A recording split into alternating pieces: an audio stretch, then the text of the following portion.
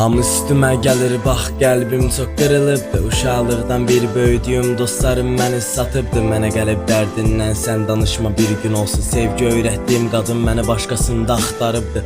Heç nəyim idin, hər şeyim oldun bir gecədə. Özümün gülmək səbəbi bir sənsən, bir də sən çıxıb getdin, səbəbsiz bəhanəm məsafə idi. Üzünü görmədən səni sevəcək insan tək mən idim. Qədrimi bilmədin, sən məni heç sevmədinmi? Özünü öz düşüncəndə axtarıb tapa bilmədinmi artıq? Mən də dəyişdim, mənə tərəf yaxın gəlmə, zəng etmə, mesaj yazma, heç darıxma, üzümə bax.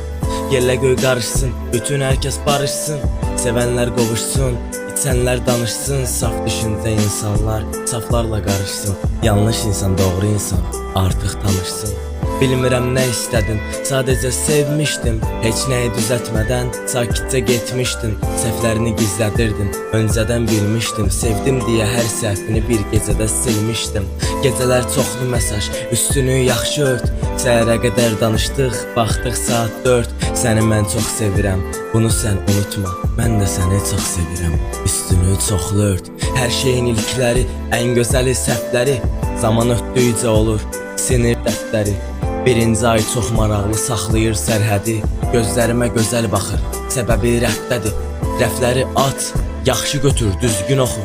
Yaxşı ki tanışdıq, hər şeyim yaraşıqlım. Günlərin bir günü telefonumu götürdüm, mesajda yazılıb ki sevirəm səni mən yaraşıqlım. İlk başda təsir etdi, dedim ki ola bilməz. Səni əkdiyim bütün güllərim sola bilməz. Bu qədər vetsizəm, gözlərim dola bilməz. Öyrəndim yaraşıqlın təkcə mən deyilmişəm. Bir şeyi anladım ki sevgi var səndə yoxdur. Bugündən sonra bütün sevgiyə qarın toxdur. Bilirəm düzələndir, bunlara çarə yoxdur. İndən belə birini sevmək istəyən həqiqi loxdur.